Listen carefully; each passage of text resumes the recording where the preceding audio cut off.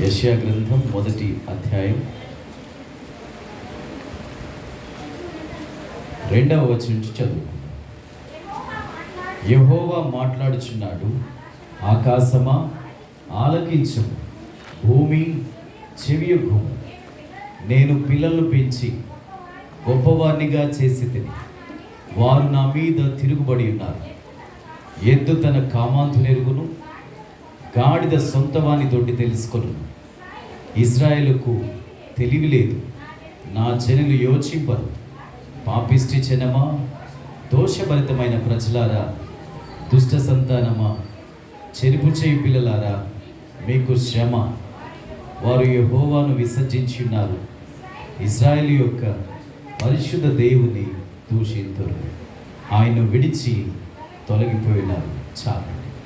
మన ప్రభువును రక్షకునైన యేసయ్య అతి ఉన్నతమైన శ్రేష్టమైనటువంటి నామములో మీ అందరికీ నా హృదయపూర్వక వందనాలు తెలియజేస్తూ ఉన్నాను. నన్ను ఆహ్వానించినటువంటి దైవజనులు జాన్ ప్రసాద్ గారికి, అలాగే కరుణమ్మ గారికి, అలాగే హవీలమ్మ గారికి నా హృదయపూర్వక వందనాలు తెలియజేస్తూ ఉన్నాను. మీ మధ్యలో మళ్ళీ మీ ముఖాలను చూడటం ప్రభు నాకు ఇచ్చినటువంటి గొప్ప దీవెన, ఆశీర్వాదం. ఒకసారి మీ పొళ్ళు చూపిస్తారా? నాకు మీ కళ్ళు కనపడుతున్నాయి కానీ మీ పొళ్ళు కనపడలేదు నాకు. Very good. ప్రభు సన్నిధిలో ఈ రీతిగా ఆనందించడం చాలా సంతోషం, చాలా దీవెనకరం, ఆశీర్వాదకరం. ఆయన మాటలు వినడం ఎంతో దీవెనకరం. ఈ సమయం కాసేపు కునుకుపాటు తీసే సమయం అవ్వచ్చేమో, భోజన సమయం అవ్వచ్చేమో, కానీ ఈరోజు దేవుని పాదాల దగ్గర కూర్చోడానికి ప్రభు మనకిచ్చినటువంటి గొప్ప అవకాశం. ఆయన మనల్ని ప్రేమించారు, అందుకని ఈ రీతిగా దేవుని వాక్యం వినడానికి ప్రభు మనకి కృప చూపించారు. ఈ లోకపు వార్తలు ఎక్కడైనా వినొచ్చు, కానీ దేవుని మాటలు వినడం ఎంత దీవెనకరమో, ఆశీర్వాదకరం. ఆయన వైపు చూసేవాడిని ఆయన ఎన్నడూ విడిచిపెట్టేవాడు కానే కాదు. కనుక ప్రభు పాద సన్నిధిలో మనం ఒక్క దినం గడుపుట 1000 దినాల కంటే శ్రేష్టము అన్నాడు. ఆయన అపారమైన ప్రేమ మన పట్ల చూపించి ఆయన ఇంకా మనల్ని క్షేమంగా ఆయన మనల్ని నడిపించారు. ఈరోజు మేము వస్తూ ఉన్నప్పుడు అశ్వరాపేట వరకు వచ్చాము. సహజంగా ఎప్పుడు చాలా స్పీడ్గానే ఉంటుంది వెహికల్, కానీ ఎందుకో స్లోగానే వస్తూ ఉన్నాను. వచ్చేటప్పటికి ముందు పెద్ద వెహికల్ ఉంది, లారీ అటు ఉంది, ఇటు పక్కన బైక్ అతనున్నాడు, అటు పక్కన ఇంకో లారీ ఉంది. మధ్యలోనికి ట్రాక్టర్ వచ్చి గుద్దేశాడండి. ముందు లారీ వాడిది పప్ప అయిపోయింది, ముందు ఎక్కడెక్కడ పగిలిపోయినాయి అద్దాలన్నీ. వెనకాలే మా కారు చాలా వేగం ఉంటే మేము కూడా వెళ్ళి దాన్ని టీ కొట్టేవాడు. కానీ ప్రభు ఎంత కృప చూపించారో, ఎంత క్షేమాన్ని ఇచ్చారో. ఒక్క రెప్పపాటులోకి లాగిందన్నమాట. కొద్ది దూరంలో, కొంచెం దూరంలో త్రుటిలో అపాయం అని ఆయన తప్పించినటువంటి ప్రభు, ఆయన నమ్మదగినటువంటి వాడు. చూస్తే ఆ బండి ముందు పెద్ద బండి కొట్టేస్తే ఒకవైపు అంతా నుచ్చు అయిపోయి అన్నీ ఎక్కడెక్కడ పగిలిపోయినాయి. ఎంత కృపగల దేవుడు. అదే వేగంలో నేను కూడా ఉంటే మేము కూడా దాని వెనక్కి వెళ్ళిపోయేవాడు. కానీ ప్రభు ఆయన కృప కలిగినటువంటి వాడు. ఆయన ఎంత అపాయాన్ని తప్పించారు. దేవునికి స్తుతి కలుగునుగాక. ఆమేన్. ఆయన నమ్మదగినటువంటి వాడు, ఇశ్రాయేలును కాపాడువాడు, కునుకడు, నిద్రపోడు. అవును, ఆయన మనల్ని ప్రేమించారు. ఆయన కృప కలిగినటువంటి హస్తం మనకి తోడుంది. ఆయన మనల్ని ఎన్నడూ విడిచిపెట్టేవాడు కానే కాదు. దేవుని వాక్యం చదువుకున్నాను. నేను పిల్లలను పెంచి పెద్దవారిగా చేశాను, నేను పిల్లలను పెంచి గొప్పవారిగా చేశాను, కానీ ఇప్పుడు వారు నా మీద తిరుగుబాటు చేస్తున్నారు అని అంటున్నాడు. వాళ్ళ మాటలు, వాళ్ళు చేసే చేష్టలు, వారు చేసే కార్యాలు ఈ తండ్రికి, ఈ తల్లికి బాగా అనిపించినాయి.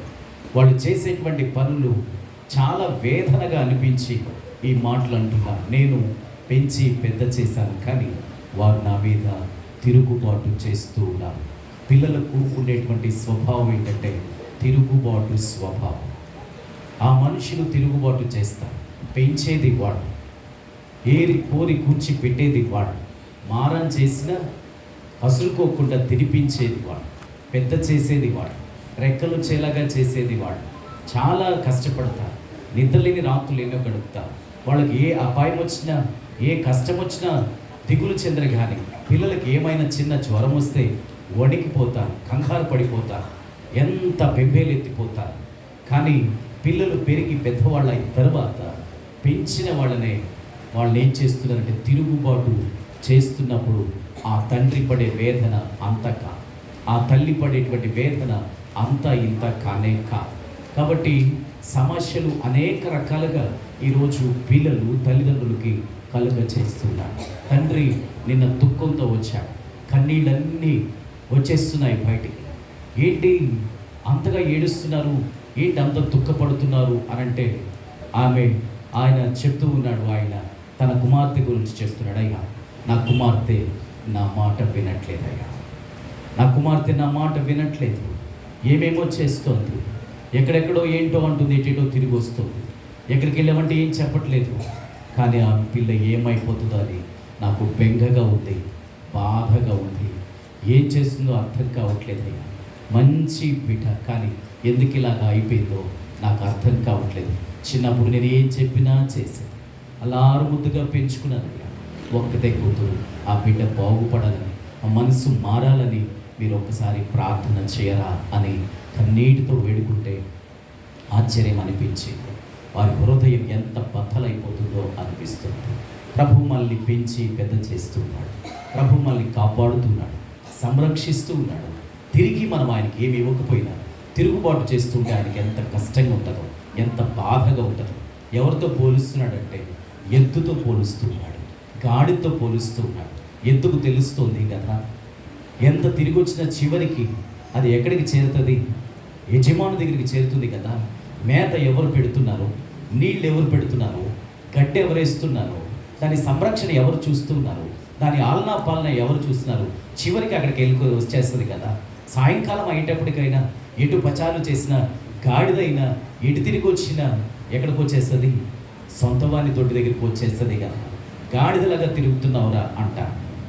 కాబట్టి ఎక్కడ తిరిగి వచ్చినా చివరికి ఆయన దగ్గరికి వస్తున్నారు కదా అని చెప్పి ఆయన వాటితో పోలుస్తున్నాడు మనల్ని. ఎందుకని అంటే పశువులే, వాటికి ఏమీ నోరు లేదు, వాటికి పెద్ద తెలివితేటలు లేవు, అయినప్పటికీ అవి నా మాట వింటున్నాయి కదా, అయినప్పటికీ సరే అవి నా దగ్గరికి వస్తున్నాయి కదా, అయినప్పటికీ సరే అవి నాకు లోపడుతున్నాయి కదా అని. మీ పిల్లలు మీరు నాకు లోపడట్లేదు అని ఆయన ఎంతో వాపోతున్నాడు. ఈరోజు ఈ స్థితికి మనం వచ్చామంటే, ఈ స్థాయిలో మనం ఉంచాము అంటే ప్రభు యొక్క కృప. అది మన కష్టం కాదు, అది మన ఆధిక్యత కాదు, మన గొప్పతనం కాదు, మనం చదువుకున్న డిగ్రీలు ఏమీ కావు, కానీ ఆయన అపారమైన ప్రేమ మనల్ని నడిపిస్తూ ఉంది. ఆయన నమ్మదగినటువంటి వాడు, మనల్నెన్నడూ ఆయన విడిచిపెట్టడు, ఆయన మర్చిపోయేవాడు కానే కాదు. కనుక మనం చాలా జాగ్రత్తగా ఆలోచించాల్సిన సమయం ఇది. ఈ జంతువులకి, పశుప్రాయులైన వాటికి ఎక్కడికి చేరాలో, ఎక్కడికి వెళ్ళాలో అర్థమవుతుంది కదా. నా ప్రజలకు అర్థం కావట్లేదు అని ఆయన వాపోతున్నాడు. చాటును నేను ఏడుస్తున్నాను అని చెప్తున్నాడు. లోబడనలోని ప్రజల కోసం దినమెల్లా నా చేతులు నేను చాపుచున్నాను అని ఆయన చెప్తూ ఉన్నాడు. కనుక మన కొరకు ఆయన ఎదురు చూస్తున్నాడు. ఈ బిడ్డ ఎప్పుడు నా సన్నిధికి వస్తారు, దేవుని వైపు ఎప్పుడు చూస్తారు, అమితంగా ఆయన వైపు ఎప్పుడు సమీపంగా వస్తారు అని ఆయన ఎదురు చూసేటువంటి వాడు, ఆయన నమ్మదగినటువంటి వాడు. కనుక జీవితం చాలా విలువైనది, శ్రేష్టమైనది. ప్రభు ఇచ్చిన ఈ జీవితాన్ని ప్రభువుకి అంకితం చేయాలని, ఆ జీవితాన్ని ప్రభువుకి సంపూర్ణంగా అప్పచెప్పాలి అనేది ఆయన ఉద్దేశం. ఎందుకనంటే మన కొరకు సమస్తాన్ని ఆయన ధారపోసినటువంటివి. ఆయన నమ్మదగినటువంటి వాడు, ఆయన మనల్ని ఎన్నడూ విడిచిపెట్టేవాడు కానే కాడు. ఒకరోజు గాడిద నక్క గురించి మాట్లాడుకుంటూ ఉన్నాయి. ఈ లోపల సింహం రానే వచ్చింది. ఈ లోపల ఏమైందంటే గాడిద పారిపోయింది, నక్క మాత్రం అక్కడే ఉంది. సింహం అడుగుతోంది, నక్కను అడుగుతోంది, ఏంటి గాడిద పారిపోయింది, మిమ్మల్ని చూసి పారిపోయింది రాజా, మరి ఎలాగైనా సరే నాకు ఆకలిస్తుంది, దాన్ని ఎలాగైనా సరే తీసుకురా అని చెప్పి. అలాగే రాజా నేను తీసుకొస్తాను అని మాట ఇచ్చింది, బయలుదేరింది. ఈ నక్క వచ్చి గాడిదతో చెప్తోంది, గాడిద ఏం నువ్వు పారిపోతున్నావు సింహం చూడగానే. సింహం ఏం చెప్పిందో తెలుసా నాకు, ఇప్పటి నుంచి గాడిదను రాజుగా చేయాలని అనుకుంటున్నాను నేను, కాబట్టి నువ్వు రమ్మంటుంది, అని చెప్పి మాయ మాటలు చెప్పి దానికి మోసపు మాటలు చెప్పి దాన్ని ఎక్కడికి తీసుకొస్తుందంటే సింహం దగ్గరికి తీసుకొస్తుంది. గాడిద పాపం అమాయకు గాడిద నమ్మి నేను కూడా రాజు అయిపోతాను కదా అని చెప్పి నమ్మి చాలా దగ్గరగా వచ్చేస్తూ ఉండగానే ఒక్క ఉదుటున ఈ సింహం ఎగిరి దాన్ని చెవులు పట్టుకొని లాగేసింది. చెవులు ఊడిపోయి 2 చెవులు ఊడిపోయేటప్పటికి గాడిద కోపం వచ్చి నక్కన అడిగింది. పారిపోతా బయటకు వచ్చి, అమ్మో ఇది నన్ను చంపేసేటట్టు దూరంగా పరిగెత్తూ ఉంటే మళ్ళీ నాకు వెనకాల కూడా వచ్చింది. అంటే నన్ను మోసం చేసి తీసుకెళ్ళావు నన్ను చంపేయడానికి అంటే, లేదు చంపేయడానికి కాదు. సింహం ఎంత ప్రేమ కలదో తెలుసా? నీకు సింహాసనం ఇవ్వాలని ఇష్టపడుతుంది, నీకు రాజరికం కట్టబడాలని ఇష్టపడుతుంది. మరి రాజరికం ఇచ్చేది నా చెవులు ఎందుకు లాగేస్తుంది, తినేస్తుంది? అప్పుడు చెప్తుందంట, పిచ్చిదా, ఇది కిరీటం పెట్టుకోవాలి అంటే కిరీటానికి అడ్డు వస్తుందంట. ఏంటి? చెవులు అడ్డు వస్తాయి, అందుకని అది తినేసింది తప్ప నీ చెవులు తినేయాలని కాదు. ఖచ్చితంగా నీ కిరీటం పెడుతుంది. అది కిరీటం పెట్టినప్పుడు ఈ అడ్డు వస్తాయి అని తినేసింది. నువ్వు రా అని చెప్పేటప్పటికి దానికి ఎక్కడ లేని మనసు వచ్చింది. ఈ రక్తం కారుతూనే ఉంది, అయినప్పటికీ ఎక్కడికి వస్తుంది? మళ్ళీ సింహం దగ్గరికి వస్తుంది. ఏమి ఆశ? రాజు అయిపోవాలి అనే ఆశ. మళ్ళీ వస్తుంది, వెనకాల అడుగులు వేసుకుంటూ వస్తుంది. ఈ లోపల రానే వస్తుంది అని చెప్పేసి మళ్ళీ ఒక్క ఉదుటిని ఏం చేసిందంటే ఎగరబోయేటప్పటికి ఇది ఇటు తిరిగి పరిగెత్తిపోతూ ఉంటే దానికి ఏం దొరికిందంటే తోక దొరికింది. తోక పట్టుకునేటప్పటికి తోక ఊడిపోయింది. అమ్మో ఇది నన్ను చంపేయడానికి ప్లాన్ వేస్తుంది అని మళ్ళీ పరిగెత్తుకునేది. తోక ఊడిపోయింది, ఇప్పుడు చెవులు కూడా పోయిన. దాని దరిజాపులోకి వెళ్ళకూడదని దూరంగా వెళ్ళిపోతుంటే ఇప్పుడు మళ్ళీ నక్క వెనకాల పడి వెళ్తుంది. పిచ్చిదానిలాగా ఉన్నావు. రాజుని చేస్తానంటే కంగారు పడిపోతావేంటి, పరిగెత్తేస్తావేంటి? అసలు ఆయనకి ఎంత మనసు ఉందో నిన్ను చేయాలని, గొప్ప చేయాలని నువ్వు పరిగెత్తేస్తావంటే అంటే నన్ను రాజు చేయాలంటే చెవులు వేయాలా, నన్ను రాజు చేయాలంటే ఇలాగ పడి నా మీద తోక లాగేసేయాలా? లేదు నేను నమ్మను, రాను. పిచ్చి కాదు. ఎందుకు తోక లాగేసింది అనుకున్నావు? అక్కడ నీ కుర్చీ వేస్తారు, సింహాసనం వేస్తారు. ఆ సింహాసనం వేసినప్పుడు ఆ తోక అడ్డు వస్తుంది నీకు. కాబట్టి ఆ తోక నీకు అడ్డు రాకుండా ఉండాలంటే, సింహాసనం మీద కూర్చోవాలంటే అది అడ్డు వస్తుందేమో నన్ను పీకేసింది తప్ప నీ ప్రాణం మాత్రం అది తీరు. నీ ప్రాణానికి నేను అడ్డు ఉంటా, నేను గ్యారెంటీ నడువు అని మళ్ళీ దానికి ఆ మాటలు ఈ మాటలు చెప్పి మళ్ళీ తీసుకుని వచ్చేస్తూ ఉంటే పాపం చెవుల నుండి రక్తం వస్తుంది, తోక దగ్గర ఊడిపోయి రక్తం వస్తుంది. అయినప్పటికీ సరే ఈ అమాయకమైన గాడిద మళ్ళీ వస్తుంది. మళ్ళీ వచ్చేటప్పటికి ఈసారి సింహం అంటుంది, దీనికి వదలకూడదని గట్టిగా ప్లాన్ వేసింది, పట్టుకుంది. ఈసారి ఎగిరి దూకి కంటానే పట్టేసి అది విలవిల్లాడిపోతుంది, గిలగిల తనుకుంటుంది, కొట్టుకుంటుంది. దానికి కనికరమే లేదు. అలాగా ప్రాణం వదిలేసిన తర్వాత సింహం రెస్ట్ తీసుకుంటుంది. వెళ్ళి నాకు చెప్పింది, నాకు ఏం తెస్తావు అంటే నాకు గుండెకాయ తీసుకురా, నాకు బ్రెయిన్ తీసుకురా, నాకు లివర్ తీసుకురా, ఈ 3 ఇవ్వు నాకు, మిగతాదంతా నువ్వు తినేసుకో, నువ్వేం చేస్తావు చేసుకో. ఏంటంటే దూరంగా చెట్టు దగ్గర కూర్చుంది. ఇది మొత్తం తీస్తుంది, ఒలుస్తుంది. దీనికి కూడా ఇప్పుడు ఆశ కలిగింది. నేను ఎంత కష్టపడి ఉపాయం వేసి ప్లాన్ వేసి దీన్ని రప్పిస్తే అసలు అది బ్రెయిన్ అడగడం ఏంటి అని చెప్పి ఇదేం చేసేసింది, బ్రెయిన్ తినేసింది. ఎంత కష్టపడి నేను ప్లాన్ వేస్తే దానికి ఇవ్వడం ఏంటి, బ్రెయిన్ తినేసింది. గుండెకాయ లివర్ మాత్రం తీసుకొచ్చి పెట్టింది. ఇప్పుడు సింహం గర్జించి అడుగుతుంది, నేను అడిగింది ఏంటి, నువ్వు తెచ్చింది ఏంటి? మీరు అడిగిన ఏం తెచ్చాను? ఏం తెచ్చా? బ్రెయిన్ ఏది?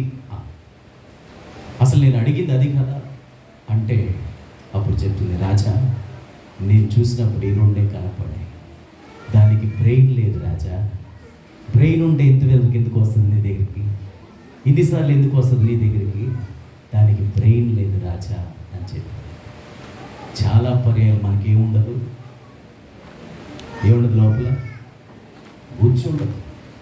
చాలా పర్యాలు మెదడు పంచి, చాలా పర్యాలు ఇది పని చేయక మనం ఏమైపోతామంటే సైతానుకు దగ్గర అవుతాం కానీ దేవునికి దగ్గర కాం. ఈ లోకానికి దగ్గర అవుతూ ఉంటాం, ఈ లోకంలో ఉన్న ఆకర్షణలకు దగ్గర అవుతూ ఉంటాం. సైతానుడు ఏదో మరిపిస్తాడు, ఏదో మోసపు మాటలు చెప్తాడు, ఏదో మాయ మాటలు చెప్తాడు. ఈ లోకానికి దగ్గర అవుతాం కానీ మనం ఏం పోగొట్టుకుంటున్నామో అర్థం కాదు. దేవునికి సమీపస్తులు కావాలి, ఆయనకు దగ్గరగా రావాల్సింది పోయి సైతానుకు దగ్గర అవుతున్నాం. అందుకనే వాక్యం సెలవిస్తుంది, ఎవరిని మృంగుదునా అని గర్జించు సింహం వలె వాడు తిరుగులాడుచున్నాడు అని చెప్తాడు. కనుక మనం చూడాల్సింది దేవుని వైపు. ఈ లోకం వైపు చూస్తే పడిపోతాం, ఈ లోకం వైపు చూస్తే మనం జారిపోతాం. కానీ మనం నమ్మకంగా దేవుని వైపు చూస్తే ఆయన మనల్నెన్నడూ విడిచిపెట్టేవాడు కాదు, మరిచిపోయేవాడు కాదు, మనల్నెన్నడూ ఆయన విడిచిపెట్టేవాడు కానే కాడు. కనుక మన హృదయాంతరంగాన్ని ఆయన పరిశీలన చేస్తున్నాడు, పరీక్షిస్తున్నాడు. మనుషులు పై రూపాన్ని చూస్తారు కానీ నేను అంతరంగాన్ని చూస్తున్నాను అంటున్నాడు. పైవేషాన్ని చూస్తాడండి, కానీ ప్రభు మన అంతరంగాన్ని చూసేటువంటి వాడు. మన హృదయాంతరంగంలో ఏముందో ఆయనకు చాలా ఇష్టం, చూడాలని ఆయనకు ఇష్టం. అందుకనే దోషభరితమైన ప్రజలారా అంటున్నాడు, మీరు నా దగ్గరకు రండి అని ఆయన చెప్తున్నాడు. మీ దోషములు ఎర్రగా ఉన్నా నేను వాటిని తెల్లగా చేస్తాను అని అంటున్నాడు. మన అతిక్రమను తుడిచేయడానికి ఆయన ఇష్టపడుతున్నాడు, మనం చేసిన దోషాలని ఆయన తుడిచివేయడానికి ఇష్టపడుతున్నాడు. కనుక మనం ఆయనకు సమీపంగా రావాలని ఆయన ఇష్టపడుతున్నాడు. ఆయన వైపు ఎవరైతే చూస్తారో వారి జీవితాల్లో ఆయన ఆశ్చర్యక్రియలను ఆయన చేసేటువంటి వాడు, ఆయన నమ్మదగినటువంటి వాడు. కనుక మనం దేవుని వైపు చూడాల్సినటువంటి వాడమైన, ఆయన కొరకు బ్రతకాల్సినటువంటి వాడమైన. కానీ ఈ హృదయం అంతా అబద్ధంతో నిండిపోయింది, మోసంతో నిండిపోయింది, దగాతో నిండిపోయింది. దేవుని ఆలోచన లేదు, దేవుని ఉద్దేశం లేదు. కానీ మన హృదయం దేవునితో, దేవుని శక్తితో, దేవుని ప్రభావంతో, ఆయన ప్రభావంతో మనం నింపబడినప్పుడు ఆయన సన్నిధిని మనం అనుభవించడానికి అవకాశం అనేది ఉంది. కనుక మనం ఇది దేవుని వైపు చూసేటువంటి సమయం. ఆయనకు దగ్గరగా రావాలి, మన హృదయాన్ని పరిశీలన చేసుకోవాలి. ఉదయాన్నే లేచినప్పుడు చక్కగా అద్దం దగ్గరకు వచ్చి మనం సరి చేసుకోవడానికి ఇష్టపడతాం.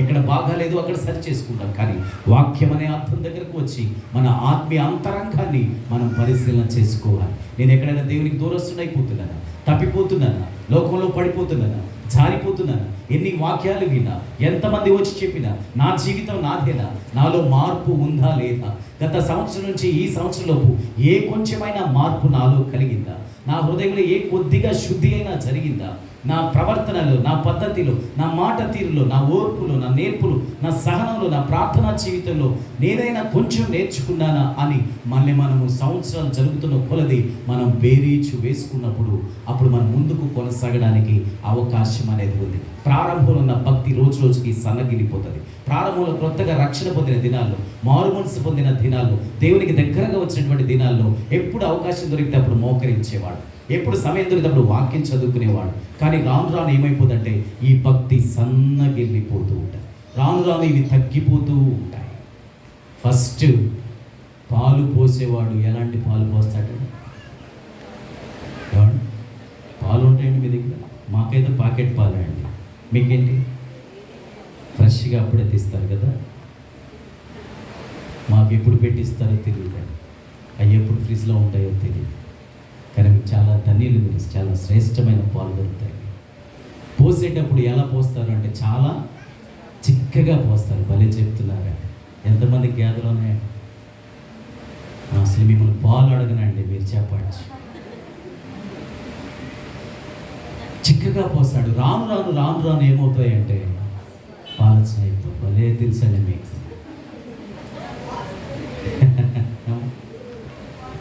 పోస్తారుగా. ప్రారంభంలో చాలా చిక్కగా ఉంటాయి. ఏంటండి ఈరోజు పలసగా ఉన్నాయంటే ఈరోజు గ్యాద నీళ్ళు ఎక్కువ తాగినట్టు ఉందండి, కొంచెం పలసగా ఇచ్చింది అంటారు. ఏం పోస్తాడు వాళ్ళు? ప్రారంభంలో చాలా బాగా చేస్తారు, రాను రాను సన్నగిలిపోతుంది. మన భక్తి జీవితం కూడా అంతే. ప్రారంభంలో చాలా నిక్కచ్చిగా ఉంటాం, చాలా టెన్షన్గా సమయానికి వచ్చేస్తాం, ముందు వరుసలో కూర్చుంటాం, భక్తి చేస్తాం, భయం కలిగి జీవిస్తాం.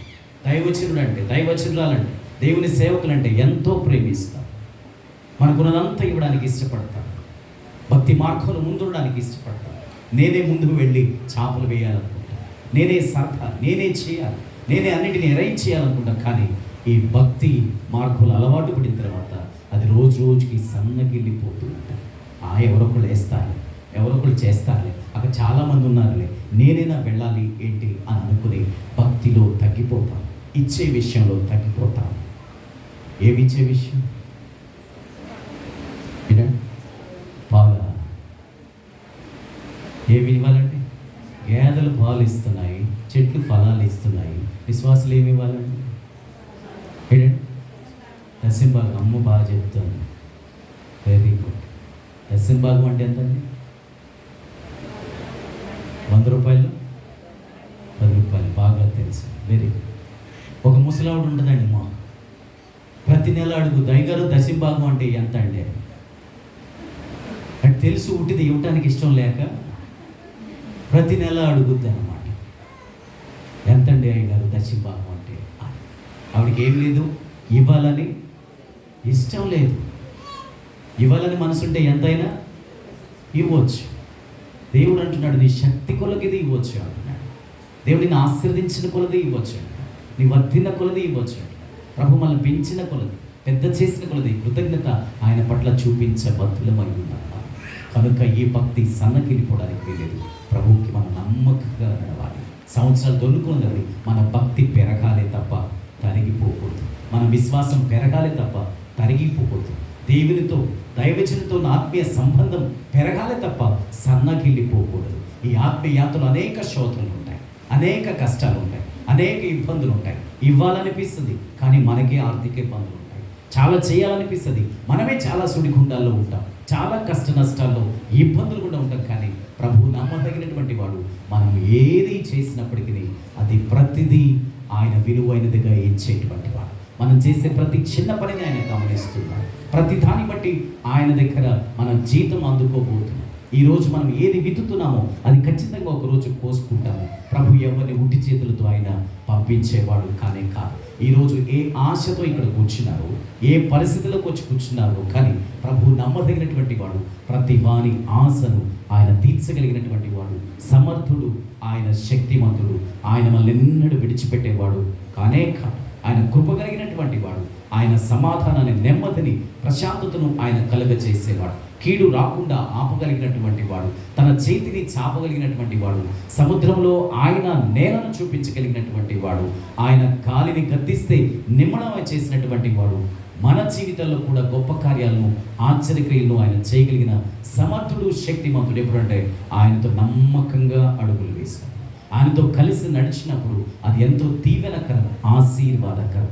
కనుక మన జీవితాన్ని పాడు చేసే ప్రతి పాపాన్ని విడిచిపెట్టి, ప్రతి శాపాన్ని విడిచిపెట్టి యేసుతో కలిసి నడవడమే ఈ విశ్వాస జీవితం.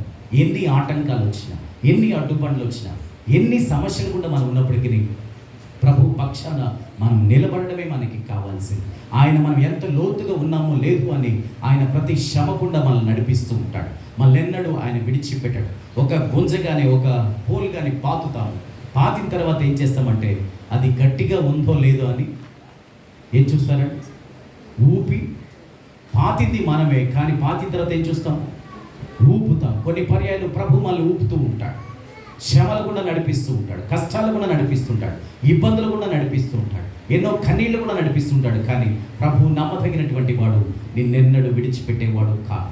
నీ విశ్వాసంలో స్థిరపడాలని, బలపడాలని కొన్ని పర్యాయాలు శ్రమలు కూడా నడిపిస్తాడేమో, కానీ కొన్ని పర్యాలు కన్నీళ్ళు ఇస్తాడేమో, కానీ నిన్ను మాత్రం విడిచిపెట్టాలనే ఉద్దేశం కాదు. నిన్ను అరచేతుల్లో ఆయన చెక్కుకున్నాడు. నీవు ఆయన బొమ్మ, నీవు ఆయన గీస్తేనే ఈ లోకంలోకి వచ్చావు. ఆయన రేపు రేఖల్లో నీవు ఉన్నావు.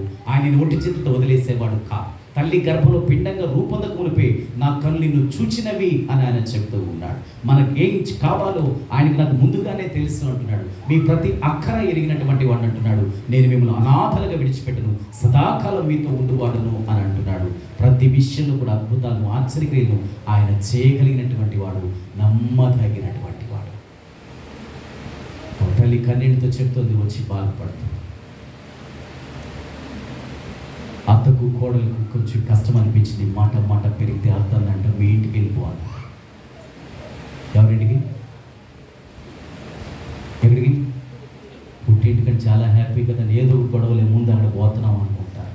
పిచ్చితల్లు తెలియదు, ఏదో ఒకటిలే మొత్తానికి వాళ్ళే పిలుచుకుంటారులే మనం అని సరే పోనే మాట నాకు రాదులే అన్నట్లు మొత్తానికి బయలుదేరి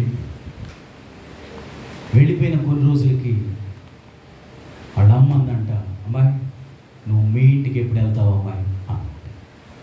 ఎవరింటికి? మీ ఇల్లండి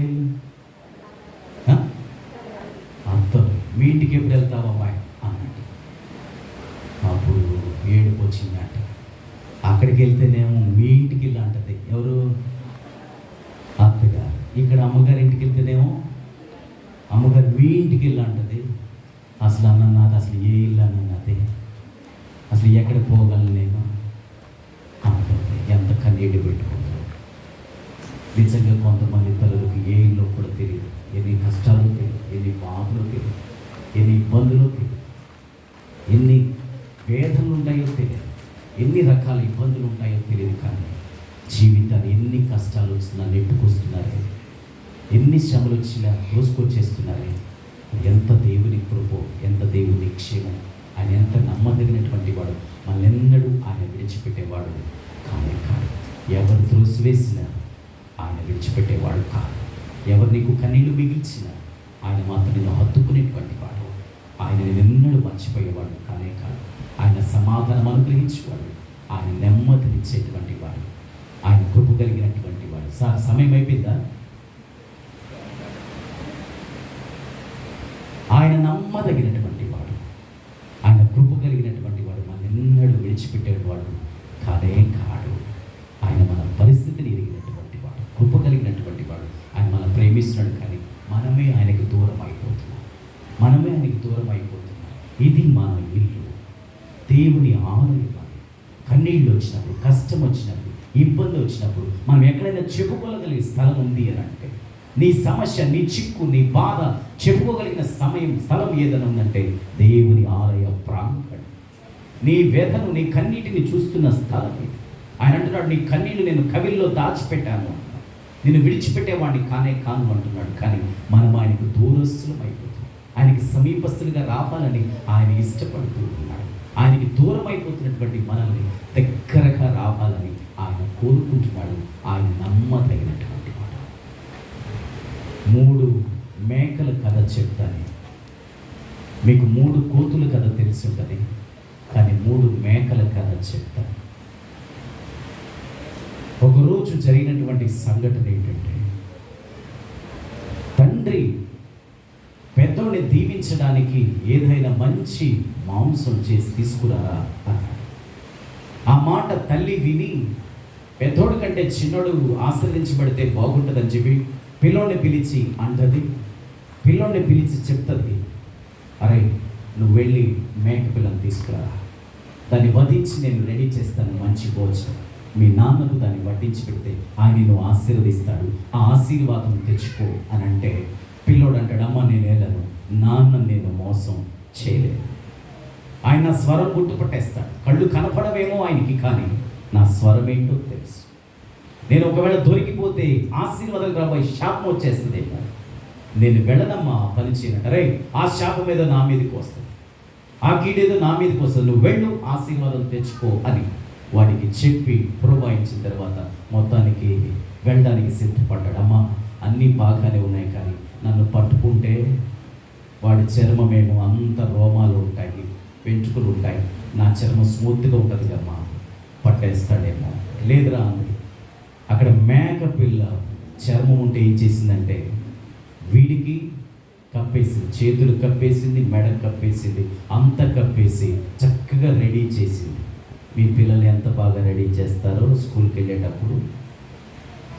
ఇప్పుడు డాడీ దగ్గరికి పంపించడానికి చక్కగా రెడీ చేసింది, అన్నీ రెడీ చేసి పంపించింది. వెళ్ళిన తర్వాత ఆయన నిజంగానే అడిగాడు, చేతులు తడిగి చూశాడు, కానీ గుర్తుపట్టాడు. అయినా చాలా మిన్నకుండిపోయి నేనే పెద్దోడిని అంటాడు. అరే నీ స్వరం వేరుగా ఉందిరా. లేదు డాడీ లేదు, మీరు భోజనం చేయండి, నన్ను ఆస్వాదించండి అట్లా. అంటే లోపల ఒకటి, బయట ఒకటి. మేక పాపానికి సాదృశ్యం అన్నమాట. బయట ఒకటి, లోపల ఒకటి. బయట ఒకటి ఉంచుకుని లోపల మరొకటి పెట్టుకోవడానికి అవకాశం లేదు దేవునికి బిడ్డలు. అది వేషధారణతో పోల్చారు. నేను వేశ్యనైనా క్షమిస్తాను కానీ వేషధారణను క్షమించాను. ప్రైజ్ లార్డ్ అక్క అంటుంది. ఒక ప్రైజ్ లార్డ్ అక్క అనగానే ఆవిడ అంటుంది, చేయాల్సిందంతా చేసేసి ఇప్పుడు నాకు బలి అంటున్నావు ప్రైజ్ లార్డ్ అక్క అని. నీ మొహం నాకు మళ్ళీ కనపడమాకండి అంటే వెనక చేయాల్సిందంతా చేసేసి చెప్పాల్సినంత చెప్పేసి పేరంతా పాడు చేసేసి పైకి ఏం చెప్తుంది, ప్రైజ్ లార్డ్ అక్క అంటుంది. ఎంత బాధగా ఉంటుందో. పైకి ఒకటి లోపల మోసం అంటే మోసపూరితమైన జీవితాలు, మోసపూరితమైనటువంటి జీవితాలు జీవిస్తున్నారు. అందుకనే దేవుని వాక్యం అంటుంది, మీరు సమాధులు సున్నం కొట్టిన సమాధులాగా నాకు కనిపిస్తున్నారు అన్నాడు. పైకి చాలా తడతలాడుతున్నారు తెలకని, హృదయం సరిలేదు అని ఆయన చెప్తున్నాడు. హృదయం మార్చుకోనండి అని ఆయన చెప్తున్నాడు. దేవునికి మన హృదయం అంటే చాలా ఇష్టం. ఈ లోకంలో ఎవరినైనా మోసం చేయొచ్చు, ఈ లోకంలో ఎవరికైనా బోర్డీ మాటలు చెప్పొచ్చు, ఈ లోకంలో ఎన్నైనా సాధించవచ్చు. కానీ ఆయన ఎదుట మనం నిలబడబోతున్నాం, ఆయన సన్నిధిలో నిలబడబోతున్నాం కనుక మన జీవితాన్ని మనం పరిశీలన చేసుకోవాలి. బయటకు భక్తిలాగా జీవిస్తూ లోపల భక్తి లేకుండా ఉంటున్నానా, బయటికి మరొక రూపాన్ని చూపిస్తూ లోపల ఇంకొక రకంగా ఉంటున్నానా అని దేవుని సన్నిధిలో మనం పరిశీలన చేసుకోవాలి. విశ్వాసికి రెండు ముఖాలు ఉండడానికి వీలు, రెండు నాలుకల ధోరణి ఆయనకి ఇష్టం, రెండు మనసులు అసలు ఉండడానికి లేదు. ఏక మనసుతోనే ఆయన మనం ప్రేమించాలి. ఆయన ప్రేమించబోతున్న హృదయాంతరం చాలా తొంగి చూసినప్పుడు ఆయన ఏ మత్స, ఏ కళంకు, ఏ డాగు లేకుండా ఉండాలని ఆయన ఇష్టపడుతూ ఉన్నాడు. ఆయన నమ్మదగినటువంటి వాడు, మనెన్నడూ ఆయన విడిచిపెట్టేవాడు కానే కాదు. రెండవ మేక ఏం జరిగింది అంటే, రెండవసారి జరిగినప్పుడు అన్నలు యోసేపు మీద చాలా కక్ష కట్టారు, మరింతగా కక్ష కట్టారు. రోజు రోజుకి కక్ష పెరిగిపోతుంది, అసూయ పెరిగిపోతుంది. కానీ అతను ఎలాగైనా సరే అసూయ ఎంత దూరం నడిపించిందంటే చంపేయాలి అన్నంత దూరం తీసుకెళ్ళాలి. వాడు వేసుకున్న రంగురంగుల అంగీ చూసి వాడు ఓర్వలేకపోయారు. వీడికి బట్టలు ఎక్కడవి, మనకు లేవేవి, వీడి రంగురంగుల అంగీలు కుట్టి మన ముందు తిరుగుతాడా, తండ్రి వాడిని ఒక్కడనే ప్రేమిస్తాడా, మనల్ని ప్రేమించడా అని వాడి మీద అసూయ పడడం ప్రారంభించారు, వాడి మీద కక్ష కట్టడం ప్రారంభించారు. ఎలాగైనా సరే వాడిని చంపేయాలి అనుకున్నారు. ఒకనొక రోజున దొరికారు. దొరికిన తర్వాత వాళ్ళు ఏం చేశారంటే వాడిని అమ్మేసి వీళ్ళొక కట్టుకథ అల్లుతూ ఉన్నారు. మేక పిల్లని చంపేసి వాడు వస్త్రాన్ని అంగీని తీసి ఆ రక్తంలో ముంచి తీసుకుని వచ్చి తండ్రికి చూపిస్తున్నారు. నాన్న, ఇది మీ అబ్బాయిదేనేమో చూడు, నువ్వు వాడికి ఎంతో అందంగా కుట్టించావు కదా, ఇది మాకు దొరికింది, రక్తంతో దొరికింది. దాన్ని చూడగానే అది చూడగానే ఏటి చేశాడు, అర్థమైపోయింది. నా పిల్లలు నాకు అబద్ధం చెప్పరు అనుకున్నాడు, నా పిల్లలు నన్ను మోసం చేయరు అని అనుకున్నాడు. నా పిల్లలు నిజమే చెప్తున్నారు, నన్ను చూస్తున్నాడు కావుని ఏడుస్తున్నాడు. ఈ అంగి నా కొడుకుదేరా, నేను అమితంగా ప్రేమించాను, ఈ బిడ్డదేరా, నా కొడుకుదేరా, ఇది నా బిడ్డదే ఇది అని చెప్పేసి ఆ రక్తం గాయాలు చూస్తున్నాడు తప్ప ఆ దాన్ని చూసి రోజు ఏడుస్తున్నాడు. ఎన్నిసార్లు దాన్ని చూసి ఏడుస్తున్నాడు, ఒక్కడ కూడా మనసు కలగలేదు. నాన్న, వాడు చనిపోలేదు అని చెప్పడానికి వాడికి మనసు రాలేదంటే వాళ్ళ హృదయం అంతా ఏముందంటే మోసం. పిల్లల్ని పెంచి పెద్ద చేసి రెక్కలు వచ్చేలాగా చేస్తే తండ్రిని మోసం చేయడానికి మనసు ఎలా వచ్చింది, తల్లికి ఎదురు చెప్పడానికి మనసు ఎలా వచ్చింది, ప్రేమించి హక్కున చేర్చుకున్న బిడ్డలను ఎలాగా వదిలి వెలివేయాలనిపించింది. వాళ్ళు అంత కుమిలిపోతున్నా సరే ఒక్క మాట కూడా చెప్పలేదు. ఏంటంటే వాళ్ళ మనసులో అసూయ రగిలి, కక్ష రగిలింది, వాళ్ళు ఉండకూడదు అంతే అని అనుకున్నారు. జీవితం ఎంత విషపూరితమైన, హృదయం ఎంత మోసకరమైనది, చాలా భయంకరమైనది. అసూయ చాలా భయంకరమైనది, దేవునికి అసహ్యమైనటువంటిది, అది చాలా భయంకరమైనది. ఒకరోజు భార్యకు చాలా అనారోగ్యం వచ్చేసి, అనారోగ్యం వస్తే వైద్యుడి దగ్గరికి వచ్చారు. అన్ని టెస్టులు పరీక్షలు అయిన తర్వాత, అన్నీ అయిపోయిన తర్వాత డాక్టర్ చెప్పాడమ్మా, నేను కొద్ది రోజులే బ్రతుకుతాను అని చెప్పి, కొద్ది రోజులే బ్రతుకుతామని చెప్పగానే ఆమె ఆశలన్నీ కుప్పకూలిపోయినాయి. చాలా బాధతో వచ్చేసింది ఇంటికి. ఇంటికి వచ్చిన తర్వాత నేరుగా ఎక్కడికి వెళ్ళిందంటే ఒక చిత్రకారుడి దగ్గరికి వచ్చింది, పెయింటర్ దగ్గరికి వచ్చి మాట్లాడుతుంది. నేను కొద్ది రోజులు చనిపోతానన్న సంగతి నాకు తెలిసింది, నా బొమ్మ గీసి పెడతారా అని అడిగింది. ఎవరి బొమ్మ? తన బొమ్మ. ఆ చిత్రకారుడు కూర్చోబెట్టి ఆమె చెప్పిన స్టోరీ అంతా విని ఆమె కలిగిన బాధ గీసి పెడతానమ్మా అని చాలా అందంగా గీశాడు. నేను ఇలాగా లేనే, కానీ ఇంత అందంగా ఎలా గీసావు అంటే నేను ఊహించుకుని గీశానమ్మా. మీరు ఎవరి కాలంలో ఎలా ఉండుంటారు, అది మీరు గుర్తుగా ఉంచుకుంటారు కాబట్టి నేను దాన్ని అలాగా గీశాను అందంగా అని చెప్తే ఆ ఫోటోలు చూసుకుని మురిసిపోయింది. ఎంత అందంగా ఉండేదాన్ని, ఈరోజు ఇలాగ అయిపోయాను, ఈ బాధ ఈ వేదన నేను ఒక కృంగ తీసేసింది అని దాన్ని చూసుకుంటుంది. అలాంటి నీళ్ళు వస్తున్నాయి. ఎంత అందమో నాది, కానీ ఈరోజు ఇలాగ అయిపోయాను, వీళ్ళకి వండి వాచి కష్టపడి ఇన్ని రోజులు శ్రమపడి ఇలాగ అయిపోయాను అని చెప్పేసి చాలా బాధపడు. అంతా అయిపోయిన తర్వాత ఇదంతా బాగుంది, కానీ నా మెడ బోసిగా ఉంది. ఈ బొమ్మలో ఒక అందమైన నెక్లెస్ ఒకటికి రాదు. అమ్మ మరి మీకు లేదు కదా అన్నాను. లేదు కాదు, కానీ ఒక వజ్రాల హారంకి అక్కడ చక్కని అందమైన నెక్లెస్ లాంటిది అంటే సరే అని గీస్తున్నాడు. మెడలో ఆ బొమ్మ మీద చక్కగా అందమైన హారం గీస్తున్నాడు. చాలా చక్కగా ఉంది. ఆ వజ్రాల హారంలాగా గీస్తూ ఉన్నాడు. అందమైన నెక్లెస్ లాగా వచ్చేసింది. అది చూసి ఇంకా మురిసిపోయింది. అదైన తర్వాత ఆ బొమ్మ అందంగా చిత్రీకరించబడిన తర్వాత దాన్ని తీసుకుని వెళ్తూ ఉంటే ఆ చిత్రకారుడికి డౌట్ వచ్చి అడిగాడమ్మా, మీకు లేదు కదా, ఎందుకు గీయించారు అది అని అంటే అప్పుడు చెప్తోంది, ఏం లేదు బాబు, నేను చచ్చిపోతా, మా ఆయన మళ్ళీ పెళ్లి చేసుకుంటాడు, ఎవరొకరు పెళ్లి చేసుకుంటాడు. అప్పుడు వచ్చింది ఈ ఫోటో చూసింది. ఈ ఫోటో చూసి ఏమడుగుతుందంటే ఆ నెక్లెస్ ఏదని అడుగుద్ది. ఆ నెక్లెస్ ఎవరికి ఇచ్చావని అడుగుద్ది. అసలు ఎక్కడ పెట్టావు దాన్ని, ఎవరికి ఇచ్చావు నువ్వు, అసలు ఆ నెక్లెస్ తెస్తావా లేదా అంటే అక్కడ గొడవ స్టార్ట్ అవుతుంది. వాళ్ళకి వాళ్ళు కూడా సరిగా ఉండరు. అప్పుడు నా ఆత్మకు శాంతి కలుగుద్ది అన్నట్టు. కొంతమందికి సచ్చినా కానీ ఈ లోకం మీద మమకారం అసూయ పోనే పోదండి. ఎంత కక్ష, ఎంత అసూయ. వాళ్ళు సుఖంగా ఉండరు, ఇంకెవరిని సుఖంగా ఉండరు. అది సైతానీయ మనసు. వీళ్ళు కక్ష కట్టి అసూయతో రగిలిపోయి నాన్న అలా కుమిలిపోయేలాగా చేశారు.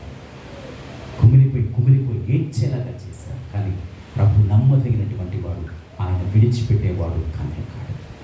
మూడవ మేక జరిగినటువంటి సంఘటన ఏంటంటే యూదా అనేటువంటి ఆయన అటు ఇటు పాచాలు చేస్తూ ఉంటే ఆమెకు వేశ్యలాగా కనపడితే వేశ్యతో మాట్లాడుతున్నాడు.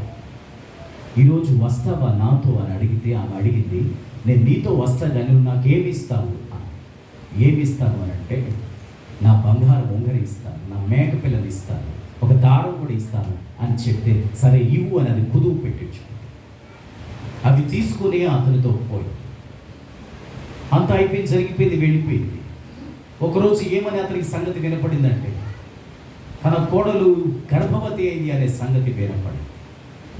ఎవర్రా ఆ మనిషి అంత పనికి మళ్ళీ పని చేసింది, ఆ మనిషిని చంపేయాలి అని కోడల్ని పిలిపించాడు.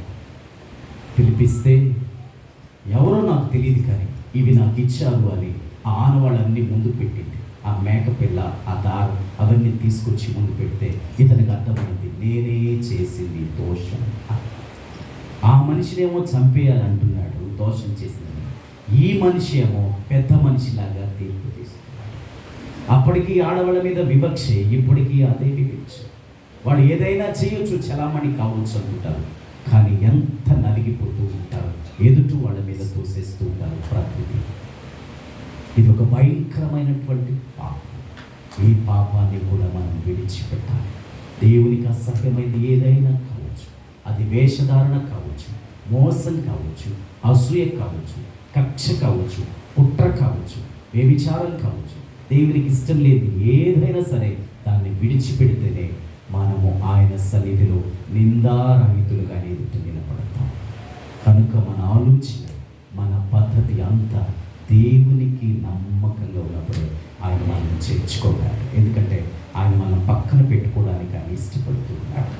ఆయనతో సదాకాలం ఉండడానికి ఇష్టపడుతున్నాడు. కొద్ది రోజులు మనతో ఉండే వస్తువునే ఎన్నో రకాలుగా పరీక్షించి కొంటాం. అది చీర అయినా, షర్ట్ అయినా, ఏ వెహికల్ అయినా, ఏదైనా వస్తువు అయినా అది మనతో కొద్ది కాలమే ఉంటుంది. కానీ దాన్ని ఎన్నిసార్లు పరీక్షిస్తాం. ఒక చీర కొనడానికి ఎన్ని షాపులు తిరుగుతాం, నచ్చే వరకు తిరుగుతూనే ఉంటాం. అది ఎంత కష్టమైన తిరుగుతూ ఉంటాం, ఎంత బాధైన దాని కొరకు పరీక్షించి తర్వాతే తీసుకుంటాం. రేపు సదాకాలం ఆయన పక్కన మనం నిలబడినప్పుడు ఆయన మనల్ని పరీక్షించడా? ఏది పడితే అది తీసేసుకుంటాడా? తీసుకోడు కదా. మనం పవిత్రంగా ఉండాలని, పరిశుద్ధంగా ఉండాలని, నీతిగా జీవించాలి, పవిత్రతగా ఉండాలని ఆయన ఇష్టపడుతున్నాడు. ఆయన నమ్మదగినటువంటి వాడు. ఆయన మనల్ని ఎన్నడూ విడిచిపెట్టేవాడు కాదు. ఒక ఆవిడ షాపింగ్కి వెళ్ళి అన్నీ తిరిగేస్తున్నాడు. అది తీపిస్తుంది, ఇది తీపిస్తుంది, ఇది తీపిస్తుంది, కానీ ఏది కొనట్లేదు. సేల్స్ బాయ్ ఎంతో ఓపిక చేసుకుని అన్నీ చూపిస్తున్నాడు కానీ ఏది కొనట్లేదు. అక్కడ కూర్చుని ఓనర్ చూస్తూ ఉన్నాడు. ఈ మనిషి వచ్చింది కానీ ఏమీ కొనట్లేదు అనుకున్నాడు. అప్పుడు అన్నాడు, అమ్మా ఏమని చెప్పాడు అని అంటే, బాగా లేనోళ్ళమ్మా చీరలు అట్ట వెతుక్కుంటారు అది ఇది అని. మీరు అందంగా ఉన్నారు, మీరు కడితే ఏ చీరకైనా అందం వచ్చేస్తుంది అన్నాడు. ఇక ఆవిడ టక్కన ఒకటి తీసుకుని వెళ్ళిపోయిందండి. అసలు ఎంత బాగా చెప్పాడు కదా. అది బాగా లేనోళ్ళమ్మ ఏరుకుని తీసుకునేది. అందంగా ఉన్నవాడికి మీరు ఏది కడితే మీకు బట్టి చీరకు అందం వస్తుంది కానీ చీరను బట్టి మీకు కదనగానే టక్కన తీసుకునేది. రేపు ప్రభు దృష్టిలో కూడా మనం అలాగా ఉండాలి. పరిశుద్ధం కనపడితే మనమంతా మేఘాల మీద ఆయనతో కలిసి వెళ్ళిపోతాం. సదాకాలం ఆయనతో జీవించడానికి వెళ్తాం. ఈ లోకయాత్ర కొద్దిసేపే కాదు. ఈ లోకంలో ఎన్నో శోధనలు ఎదుగుతాయి, ఎన్నో కష్టాలు ఎదుగుతాయి, ఎన్నో బాధలు ఎదుగుతాయి. వాటన్నిటిని జయించి ఆయన కొరకు మనం నడిస్తే మనం సదాకాలం ఆయనతో ఉంటాము. అటువంటి కృప దేవుడు మనందరికీ దయచేయను కాక. ఆమేన్. మనందరం ఒక్కసారి నిలబడి ప్రభు సన్నిధిలో ఒక్క ప్రార్థన చేసుకుందాం. మనమంతా ఒకసారి మన హృదయాన్ని ప్రభు సన్నిధిలో కడుక్కుందాం. ప్రభువా, నా హృదయంలో ఏ డాగు, ఏ మచ్చు, ఏ కల్మషం నాయన నా జీవితాన్ని కడగండి ప్రభువా. అవివేకంగా ప్రవర్తిస్తున్నాను నాయన, బుద్ధిహీనంగా ప్రవర్తిస్తున్నాను, తిరుగుబాటు చేస్తున్నాను నాయన, వ్యతిరేకంగా మాట్లాడుతున్నాను, నా భక్తిలో చల్లారిపోతున్నాను నాయన, నా భక్తి జీవితంలో పలచనైపోతుంది నాయన. ప్రారంభంలో ఉన్న భక్తి శ్రద్ధలు తరిగిపోయినాయి నాయన. ప్రారంభంలో ఉన్న జీవితంలో నాయన చల్లబడిపోతున్నాను నాయన, వెనకబడిపోతున్నాను ప్రభువు నాయన. సంవత్సరాలు తొలగిపోతున్న కొలు నేను ముందుకు రావాలని ఆశపడుతున్నాను. ఈ లోకాన్ని జయించి రావాలని ఇష్టపడుతున్నాను ప్రభా. అయ్యా, అవివేకంగా గాడిద వలె బుద్ధిహీనతగా మేము ఉండలేదు ప్రభా. అవే చివరికి అటు ఇటు తిరిగి వచ్చి నా సన్నిధికి వస్తున్నాయి కదా అని అంటున్నావు ప్రభా. నీ సన్నిధికి నేను వచ్చాను ప్రభా. నా ఇష్టానుసారంగా నేను జీవించలేదు ప్రభు. నీకు ఇష్టానుసారంగా నేను మలుచుకోవడానికి సహాయం చేయమని ప్రార్థిస్తున్నాను.